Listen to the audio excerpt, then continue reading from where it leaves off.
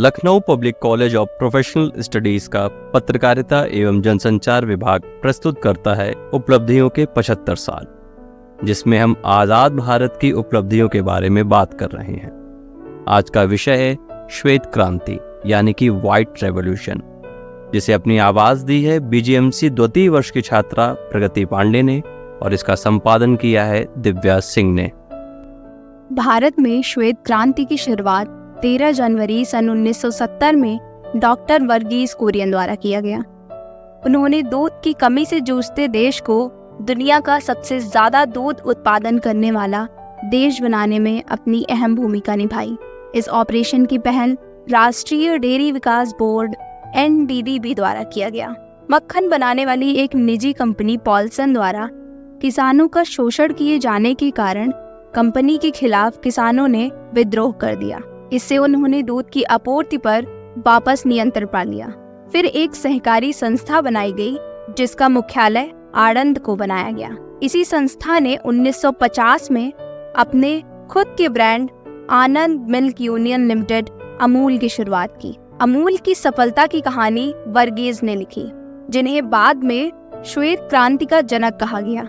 Dairy engineering में स्नातक वर्गीस ने गुजरात के एक छोटे से शहर को भारत की दूध राजधानी में बदल दिया।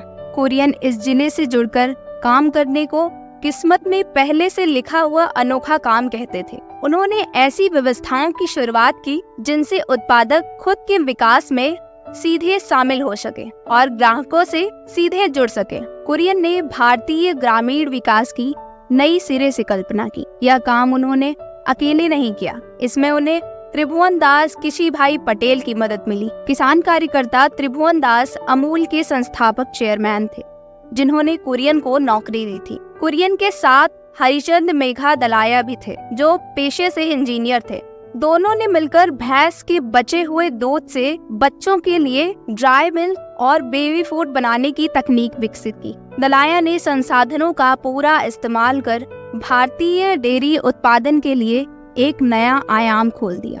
भारत में श्वेत क्रांति, जिसे हम ऑपरेशन फ्लड के नाम से भी जानते हैं, 3 दशकों तक 3 चरणों में चला। पहला चरण 1970 से 1980 तक चला। इस दौरान 15 लाख किसान परिवारों ने 10 राज्यों से दूध इकट्ठा कर उसे बेचने के लिए तैयार करने वाली जगह पर दूध की आपूर्ति शुरू की।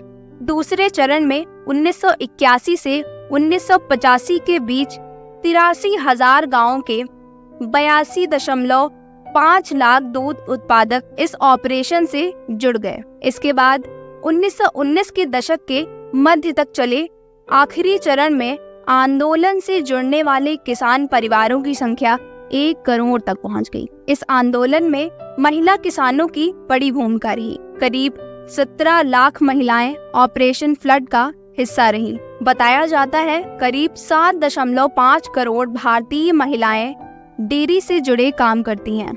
बीते सालों में डेयरी से जुड़ी महिला उद्यमियों ने इनाम जीते हैं और करोड़पति बनी हैं। कुरियन के बाद 1998 से 2014 तक डॉक्टर अमृता पटेल ने बतौर चेयरपर्सन NDDB का नेतृत्व किया और इस प्रकार भारत ने विश्व स्तर पर दूध उत्पादन के क्षेत्र में ख्याति पाई।